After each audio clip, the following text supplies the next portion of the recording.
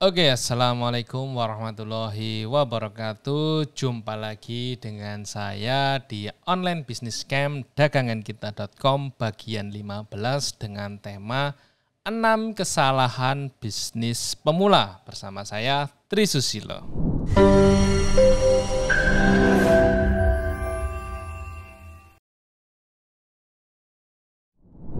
Guru terbaik dalam kehidupan ini adalah pengalaman.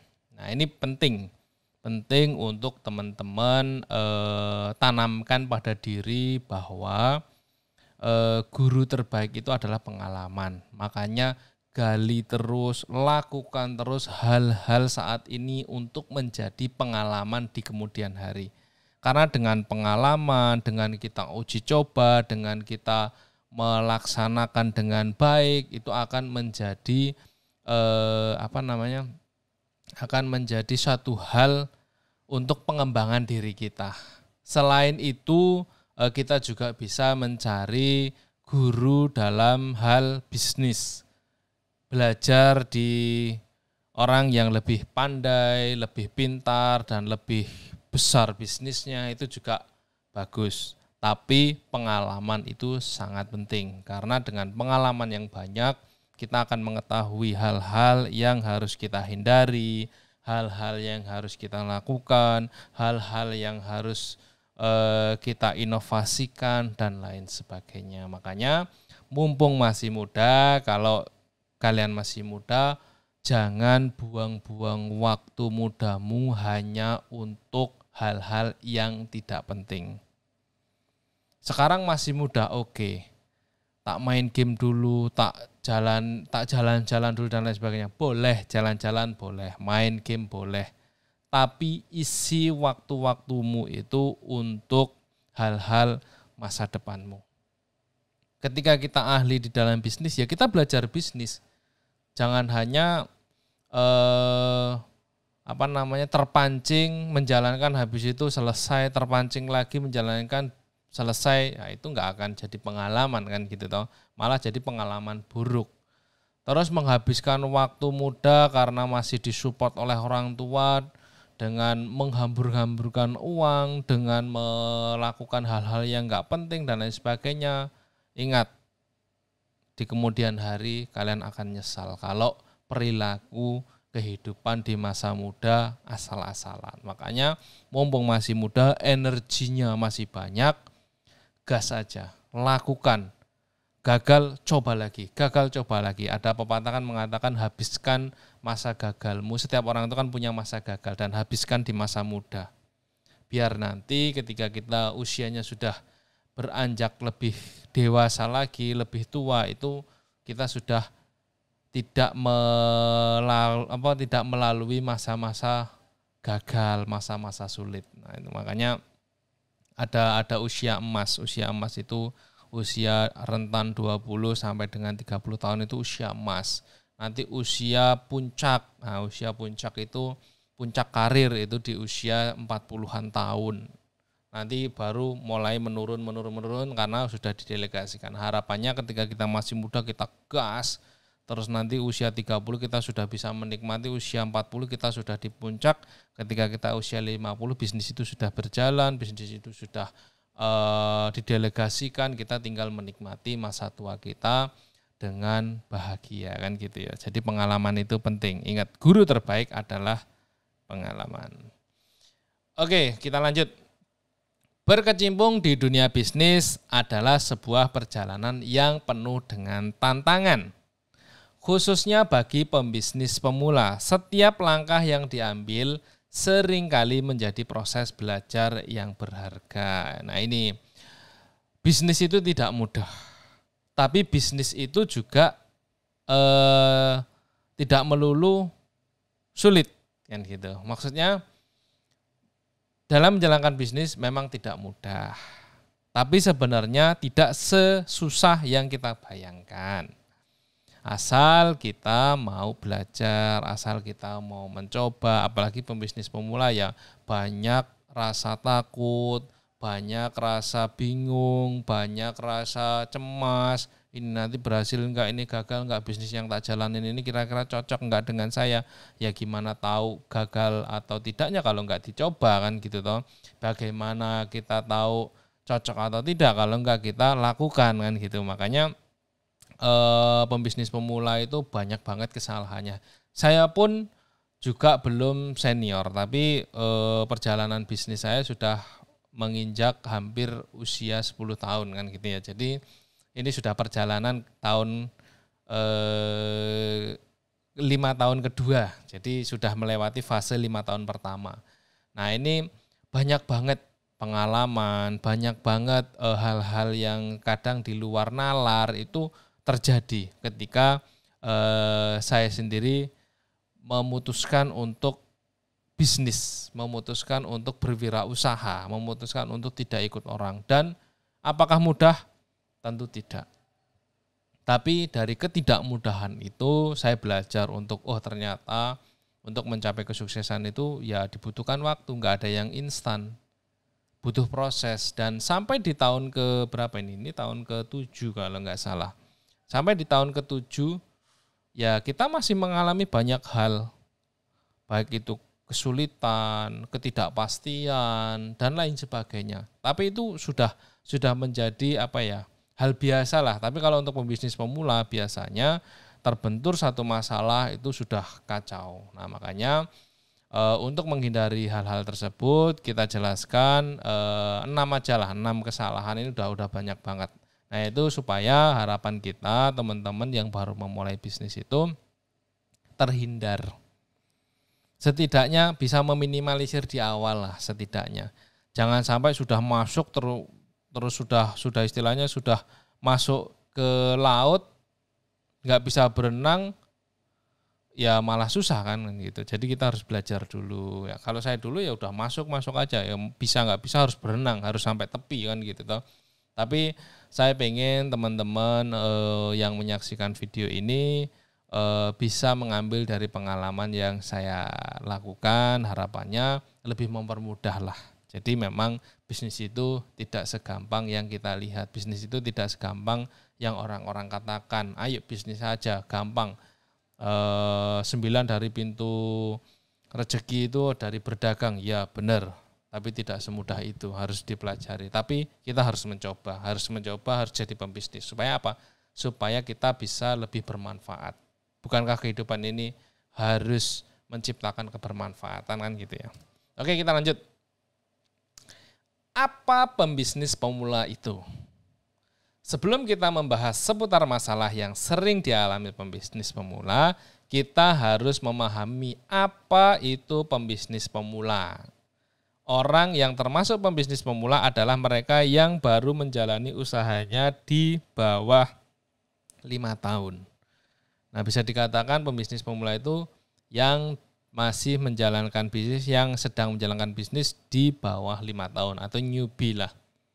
Newbie baru 1, 2, 3, 4, 5 tahun. Karena di tahun pertama sampai tahun kelima itu pasti akan menemukan hal-hal yang luar biasa, naik, turun, dan lain sebagainya. Tapi kalau kita bisa terbebas dari 5 tahun pertama, ya insya Allah kita akan bisa lebih kuat di 5 tahun kedua. Bukan lebih sukses ya, tapi lebih kuat. Karena apa? Ada pepatah juga mengatakan, ada beberapa senior saya yang mengatakan bisnis itu akan mengalami goncangan yang luar biasa itu di tahun ke-7 dan 8, dan itu saya merasakan. Padahal 5 tahun pertama sudah kita lewati, sudah dengan segala hal kita lalui, segala hiruk-pikuk bisnis kita lalui, sistem lah, customer lah, supplier lah, dan lain sebagainya sudah jadi segojangan lah kalau kata orang Jawa kan gitu. Wis jadi segojangan. Tapi ternyata 5 tahun kedua itu ya tidak semudah yang kita bayangkan juga, karena mempertahankan itu jauh lebih sulit daripada memulai. Tapi dari pengalaman yang ada, dari perjalanan bisnis yang ada, kita minimal lebih kuat. Tidak tantrum lah. Istilahnya tidak tantrum. Jadi pembisnis pemula itu pembisnis yang di bawah 5 tahun kan gitu. Apakah di atas 5 tahun bukan pemula? Ya tergantung orangnya. Kalau nggak update ilmu ya pemula terus kan gitu toh. Tapi bisnis itu banyak tantangannya. Banyak tantangannya yang ya luar biasa. Ketika kita punya mental ya kita akan berhasil. Tapi kalau kita nggak punya mental ya sudah selesai kan gitu. Kecuali kita anaknya orang kaya ya. Kalau anaknya orang kaya mau punya mental mau enggak ya bisnisnya sudah settle, sudah dibentuk sama orang tuanya, beda cerita. Oke, terus kita lanjut. Nah, 6 kesalahan pembisnis pemula. Yang pertama, kurangnya riset pasar. Banyak pembisnis yang terburu-buru memulai tanpa mempertimbangkan pentingnya riset pasar. Menurut Harvard Business Review, sekitar 75% produk dan layanan baru gagal dalam waktu 2 tahun. Salah satu penyebab utamanya adalah kegagalan dalam memahami kebutuhan dan keinginan pasar. Nah, ini saya katakan benar. Kurang riset pasar itu akan membuat kita kebingungan. Nah, kebingungan dalam hal apa? Dalam mengembangkan bisnis, dalam memenuhi kebutuhan pasar, keinginan pasar itu seperti apa. Kalau kita saklek, misal saklek kayak gitu-gitu aja, ya kita nggak akan berkembang dan akan hancur. Jadi, perbanyak riset pasar atau riset market. Cari kompetitormu siapa, suppliermu dari mana, marketnya seperti apa, kebutuhan customer seperti apa, media yang akan digunakan seperti apa, teknik marketingnya seperti apa, itu pahami dan riset terus. Karena di era digital ini kompetitor itu datang tak terlihat. Apalagi digital ya, nggak kelihatan. Pagi belum ada kompetitor, jam 7 pagi belum ada kompetitor. Bisa jadi jam 8 pagi sudah ada kompetitor. Bisa jadi juga jam 7:05 sudah ada kompetitor. Karena nggak tahu beda kalau offline ya. Offline misal kita buka di Jalan Menteri Suparno misalnya.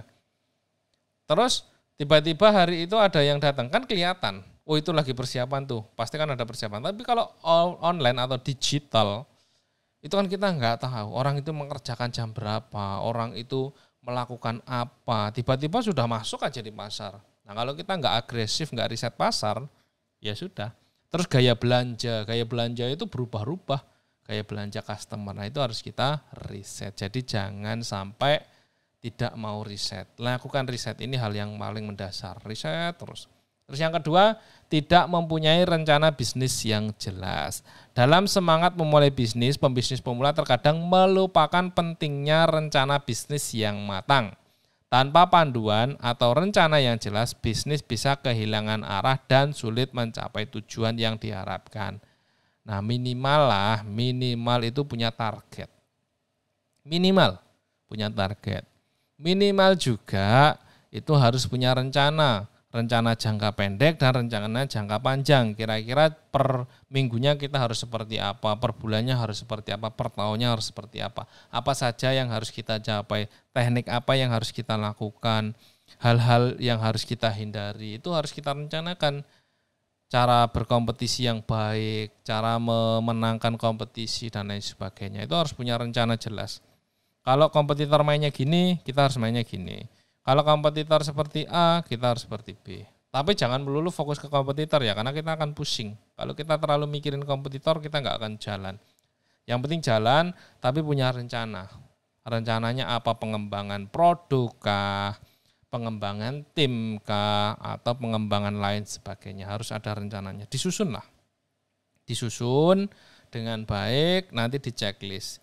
Yang kira-kira nggak bisa jalan, kenapa? Yang kira-kira bisa jalan, perjalanannya bagus enggak? Yang kira-kira bisa growth cepat, kita gas atau kita lakukan scale up dan lain sebagainya. Terus yang ketiga, mengabaikan perencanaan keuangan. Keuangan adalah nadi dari setiap bisnis. Pengelolaan keuangan yang tidak tepat seperti tidak memisahkan keuangan pribadi dan bisnis dapat mengakibatkan ketidakstabilan dan kerugian. Dalam sebuah survei oleh US Bank, ditemukan bahwa 82% bisnis gagal karena masalah pengelolaan keuangan. Hal ini menunjukkan bahwa pengelolaan keuangan yang baik bukan hanya opsional, melainkan suatu keharusan. Jadi hal yang paling mendasar tentang perencanaan keuangan itu memisahkan harta pribadi dengan harta perusahaan. Wis minimal itu dulu. Jadi biar kebutuhan kita itu tidak over. Karena ya saya juga mengalami. Sampai sekarang pun juga mengatur keuangan itu tidak mudah. Memang butuh proses dan butuh konsisten. Nah, memang ketika kita keuangan tidak dipisah, terus misal penjualan bagus, itu kita pasti merasa itu uang kita banyak. Padahal itu uang perusahaan atau uang usaha. Dan kita pasti akan kalap, akan over belanja, apa-apa pengen dibelanjain. Karena apa? Terlebih orang yang sebelumnya tidak megang uang, tiba-tiba penjualannya naik, uangnya banyak, itu sudah bisa dipastikan pasti hilaf. Apa-apa pengen beli.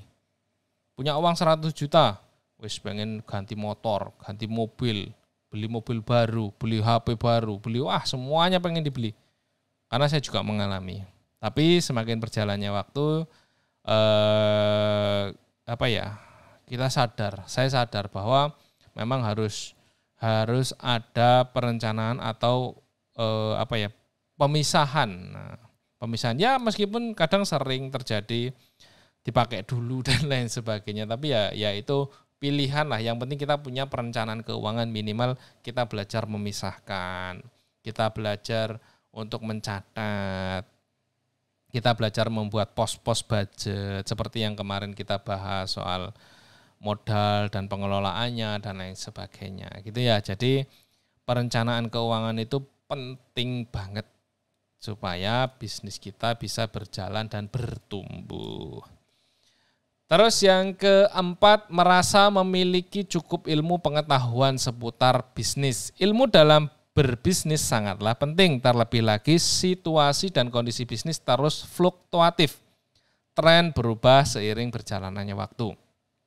Bagaimana mengatasi produk yang tidak laku-laku, kapan menentukan peluang, cara mengambil keputusan yang bijak, sikap sok tahu padahal ilmu pas-pasan hanya akan merugikan diri sendiri, padahal ada begitu banyak pengalaman dari orang-orang sukses yang bisa diambil pelajaran.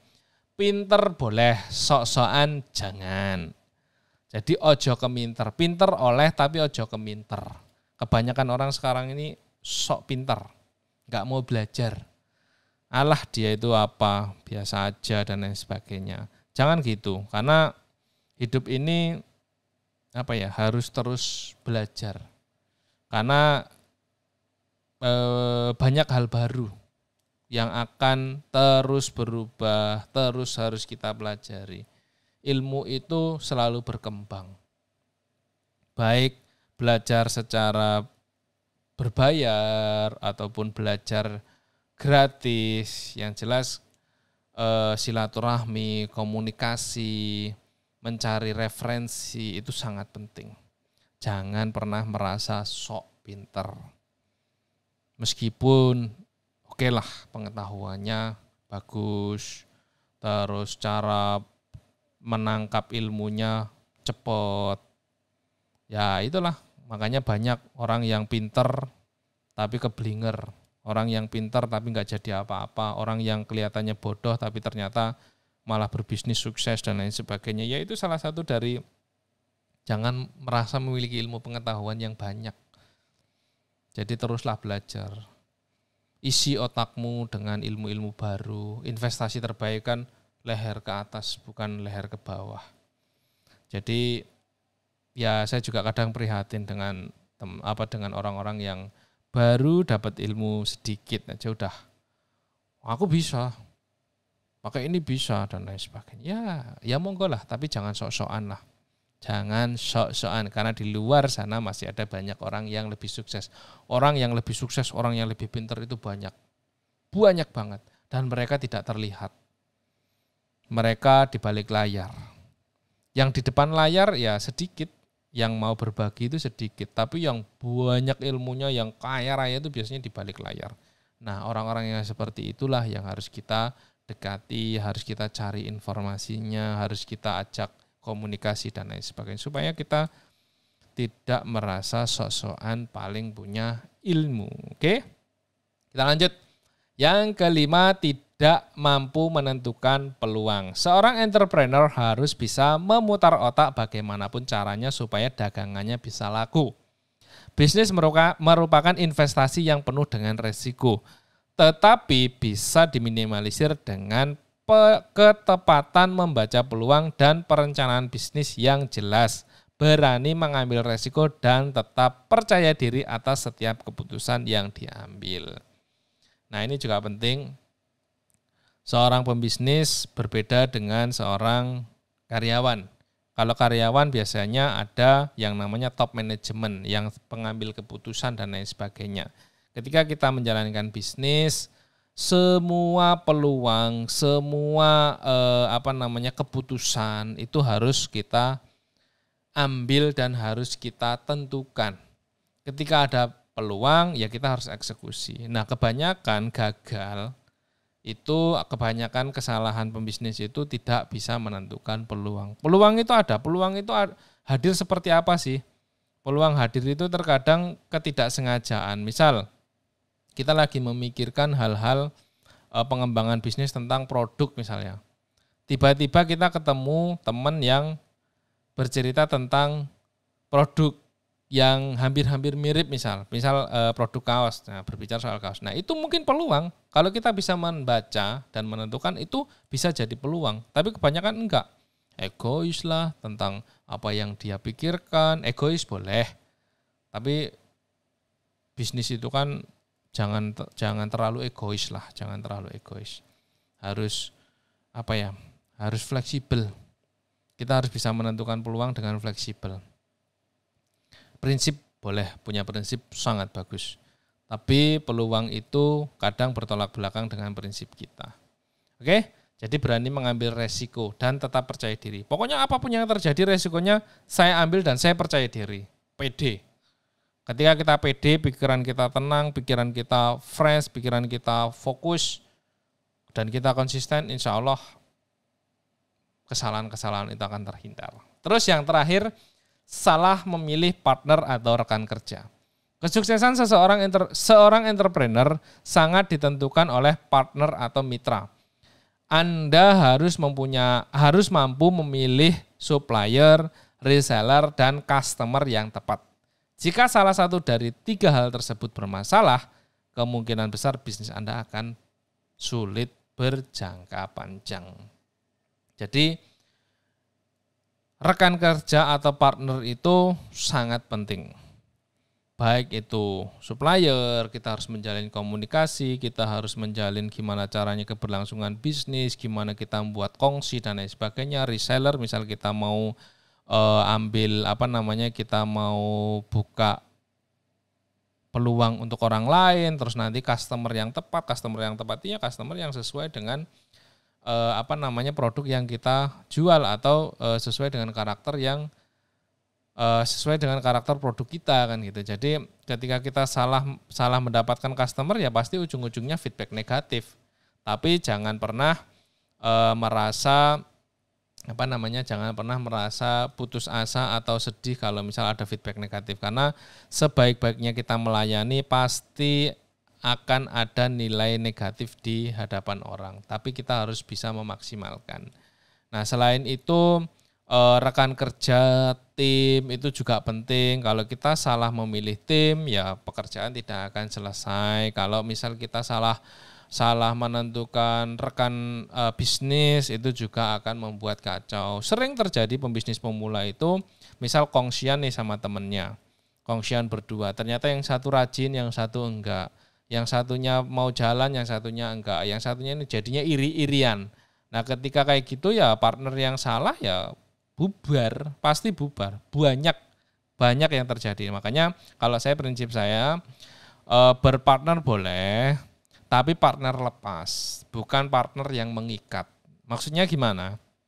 Misal nih, kita mau produksi barang A. Oke, kita produksi kongsi modalnya, kongsi idenya. Tapi nanti untuk penjualan kita sendiri-sendiri. Siapa yang berjualan paling banyak, yaitu yang dapat untung banyak. Nanti tinggal harga modalnya dikembalikan lagi untuk diproduksi lagi. Itu jauh lebih bagus daripada yuk kita misal punya budget 100 juta, kita bisniskan bareng-bareng, nanti operasional kita jalankan bareng. Sudah bisa saya pastikan di kemudian hari akan pecah kongsi itu. Dan itu sudah banyak banget terjadi. Makanya kalau mau buat kongsi terpisah, kongsi lepas. Jadi biar biar tidak merusak hubungan pertemanan juga dan lain sebagainya. Jadi salah memilih partner atau rekan kerja akan membuat bisnis susah berjalan, bahkan bisa berantakan. Jadi harus memilih partner yang tepat dan metode memilih partner yang tepat. Oke? Kita lanjut. Bisnis itu butuh proses dan nikmati saja proses yang berjalan, jangan terburu-buru. Cepat ya apa yang dikejar, lambat ya apa yang ditunggu. Jadi konsisten aja, berproses saja, nggak usah buru-buru. Kalau buru-buru tuh apa sih yang mbok kejar kan gitu tuh. Nanti kalau kesandung ya jatuh, malah sakit. Tapi kalau pelan-pelan apa yang kamu tunggu gitu loh. Nggak mulai-mulai apa yang kamu tunggu. Ya udah proses saja, berproses, jalankan, konsisten dan terus berkembang, ya insya Allah bisnis akan berjalan dengan lancar. Oke? Jadi bisnis itu butuh proses. Proses itu butuh waktu. Waktu itu butuh energi dan lain sebagainya. Diatur supaya bisa bertumbuh. Oke, begitu. Terima kasih banyak yang bisa saya sampaikan. Kurang lebihnya seperti itu. Jadi kalau ada yang mau ditanyakan, boleh ditanyakan di kolom komentar. Kalau mau diskusi, bisa monggo kita terbuka untuk diskusi soal bisnis, terutama bisnis online atau bisnis digital marketing. Jangan lupa like, subscribe, dan komen serta share ke sosial media Anda supaya lebih banyak orang yang merasakan manfaat dari materi yang kita sampaikan. Setidaknya ketika Anda menge-share video ini terus banyak yang nonton, itu minimal Anda mendapatkan pahala atau amal jariahnya. Gitu, terima kasih dari saya, Tri Susilo, di Online Business Camp, dagangankita.com. See you next video. Thank you, semoga sukses selalu.